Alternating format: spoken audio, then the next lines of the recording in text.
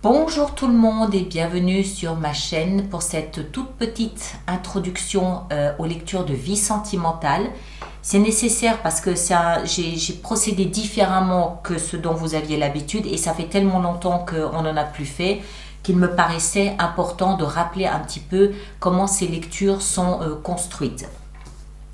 Alors d'abord la période. Ces lectures concernent ce qu'il reste du mois de septembre, le mois d'octobre et le mois de novembre. J'ai travaillé de cette façon, c'est-à-dire qu'il y a d'abord une lecture par élément. J'ai pris les 4 éléments, l'élément air, balance, verseau et puis forcément le dernier m'échappe et gémeaux, voilà, ça y est, ça revient. L'élément eau, poisson, scorpion et cancer.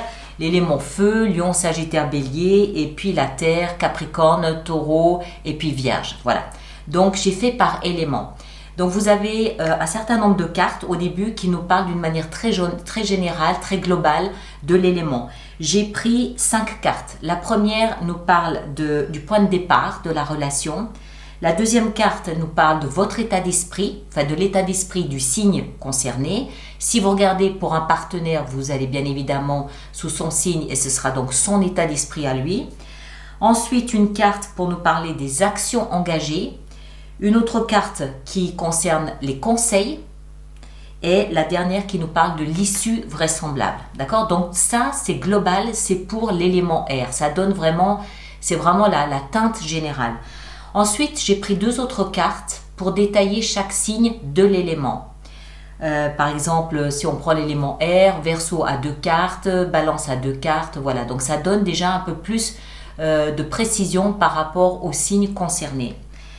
L'extension, on reprend les 2 cartes par signe. Donc il y a une extension par signe. Parce que sinon, ça fait beaucoup trop d'informations, c'était trop lourd à poster, c'était pas possible. Donc, il y a une extension par signe. Donc, on reprend les 2 premières cartes de base présentes sur YouTube. Je rajoute quelques cartes pour cette extension. Ensuite, je prends également un autre jeu pour parler des mois. On détaille par mois, par signe. Et je termine la lecture par un oracle. D'accord? Par signe. Voilà, donc voilà comment ces lectures sont construites. Vous trouvez évidemment toutes les informations dans la boîte de dialogue qui est sous la lecture. Et puis, écoutez, bonne et belle lecture à vous. Merci beaucoup. Bien, nous y voilà donc pour les signes d'air que je rappelle sont Verseau, Gémeaux et Balance. On va faire donc cette vie sentimentale pour ces prochains mois. Alors, on va commencer d'abord par le point de départ. Quel est le point de départ pour vos 3 signes?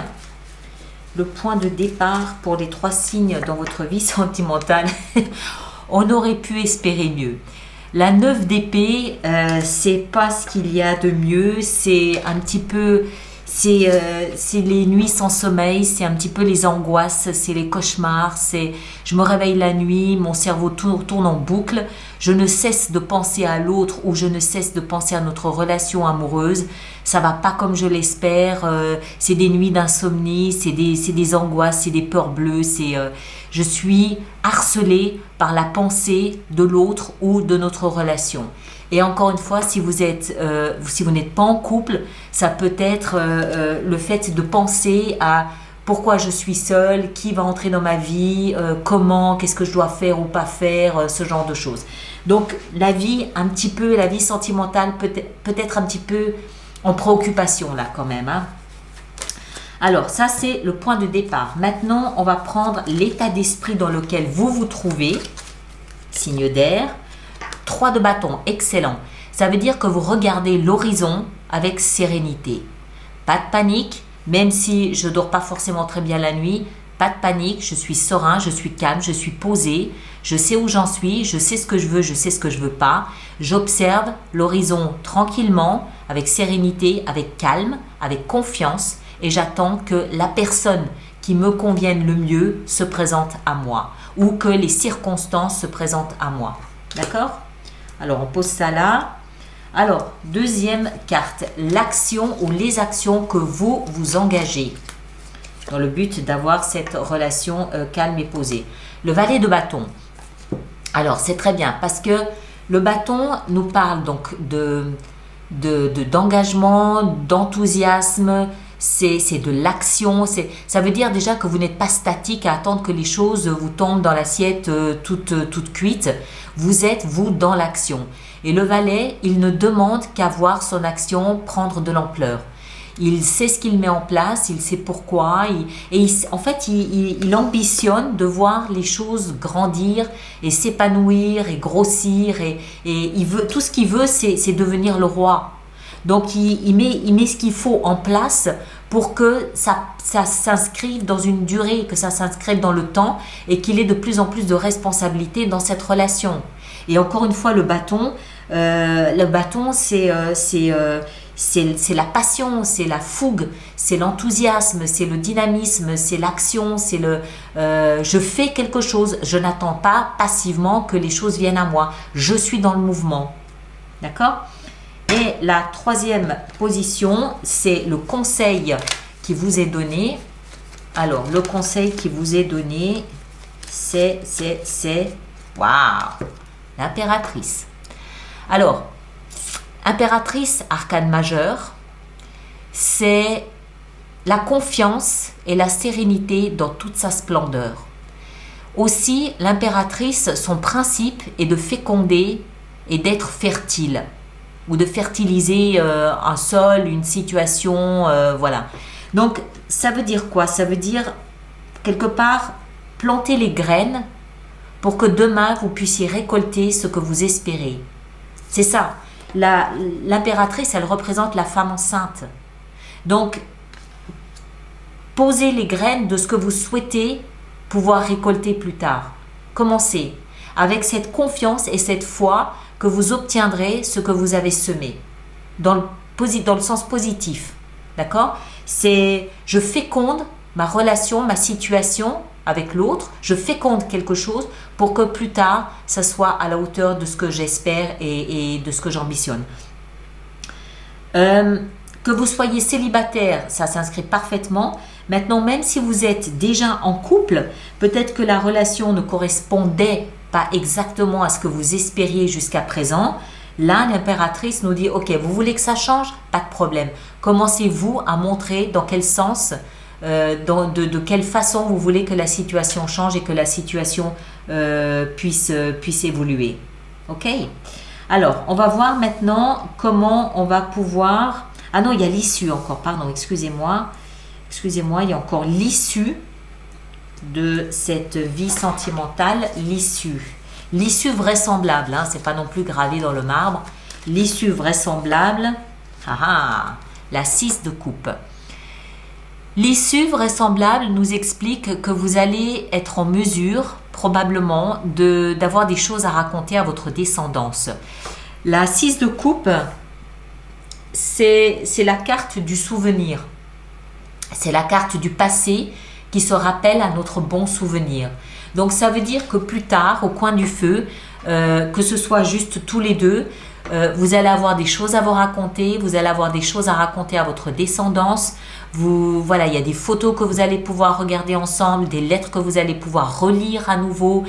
Vous êtes en train, là, durant cette période, de fabriquer vos souvenirs de demain. Mais des souvenirs doux, hein, c'est pas quelque chose de traumatisant. Il n'y a que le point de départ qui est un peu inquiétant, mais c'est peut-être avant d'entrer dans quelque chose de plus doux. Parce que l'issue vraisemblable, elle est très douce.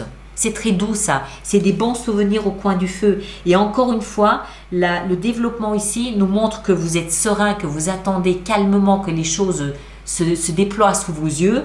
Vous êtes prêt à y mettre du vôtre quand ce sera nécessaire et vous êtes conscient qu'il va falloir fertiliser le sol si un jour ou l'autre vous voulez pouvoir récolter ce que vous avez semé. Donc, je dirais de l'intelligence, c'est posé, c'est serein, il n'y a pas de panique, il n'y a pas de crainte, il n'y a pas de peur, il n'y a rien de mauvais. C'est au contraire ce que je suis en train de mettre en place aujourd'hui. Je suis en train de planifier mon avenir, sereinement, tranquillement, en couple ou célibataire. Ok ? Alors voilà, on met ça un petit peu de côté et puis on va voir maintenant, comment on va pouvoir développer ça. Je vais prendre quoi? Je vais prendre, non, je vais prendre ça ici. Comment on va pouvoir développer ça? Donc, signe après signe. Donc, on commence 2 petites cartes pour nous parler du signe du Verseau. Comment est-ce que le Verseau, signe ascendant ou lunaire en Verseau, va vivre cette période? Le Chevalier de Coupe et la Reine de Denier. Alors, le Chevalier de Coupe nous explique que les personnes du signe du Verseau sont tout feu tout flamme, complètement plongées dans cette histoire ou dans ce profil du oui, j'ai des sentiments, je veux les montrer. Il a un bouquet de roses ou de fleurs rouges tout au moins dans les mains. C'est l'amoureux transi par excellence, le Chevalier de Coupe, homme ou femme. C'est oui, j'ai des émotions et je veux les montrer, je veux les partager, je veux pas garder ça pour moi tout seul. Je veux en parler, je veux les exposer, je veux partager ça avec moi. Et la Reine de Denier nous explique que vous voulez, Verseau, le faire, mais de manière constructive. De manière à valoriser ce qui est le plus important pour vous, à savoir vos sentiments. Vous voulez construire, bâtir sereinement, tranquillement, la tête sur les épaules et les pieds sur terre. D'accord? La Reine de Denier nous explique que je suis amoureux ou amoureuse, je veux le partager avec l'autre, mais je ne perds pas le nord pour autant. Et je veux construire et bâtir quelque chose de serein sur la base de ces sentiments. Après, signe du Gémeaux. Comment le Gémeaux va-t-il traverser cette période? La Grande Prêtresse et puis la Tempérance. 2 arcanes majeurs. Donc l'énergie des personnes du signe du Gémeaux est à son comble. C'est puissant. 2 arcanes majeurs, c'est puissant. D'accord? Ça veut dire que c'est pas quelqu'un qui va se laisser raconter ou embobiner dans une histoire qui ne sera que passagère. C'est des énergies puissantes auxquelles les personnes du Gémeaux sont soumises. D'abord, la Grande Prêtresse. Il y a un côté très mystique. Il y a un côté très comment est-ce que je dois dire ça? Il y a un côté, c'est une énergie qu'on ne peut pas palper. C'est plus fort que soi. C'est un peu comme si les signes du Gémeaux étaient soumis à une onde d'énergie plus puissante et plus forte qu'eux. Ils sont magnétisés, et puis encore une fois, il y a quelque chose de très mystique du genre, c'est mon âme sœur, je ne sais pas pourquoi, mais je le sais, et puis c'est tout. Même si les faits ne me le montrent pas, je sais, c'est cette personne et puis c'est tout. Et puis la Tempérance à côté nous explique que durant cette période, il va falloir tempérer un peu tout ça. Parce que ça risque de partir dans des dimensions peut-être un petit peu trop spirituelles, peut-être un petit peu trop mystiques pour l'autre. Et il va falloir tempérer, il va falloir pondérer, il va falloir calmer un petit peu tout ça. Alors, c'est pas calmer les émotions, c'est calmer peut-être le regard que vous portez sur vos émotions. Tout ne s'explique pas par le spirituel ou le mystique. Tout ne s'explique pas par le destin. Il y a d'autres dimensions. Oui, certes, peut-être que c'est une âme sœur, certes, mais il faut quand même aussi un petit peu poser tout ça à plat et faire comprendre à l'autre qu'il est séduisant, qu'il est attirant, qu'il vous correspond sur le plan physique. Tout n'est pas magique, quoi. C'est pas la clé ne se trouve pas forcément dans d'autres sphères non plus. Peut-être un peu, mais pas complètement non plus. Et pour finir, les personnes du signe de la Balance. Alors, la Balance, on a le Valet de Coupe et on a la 8 de Coupe.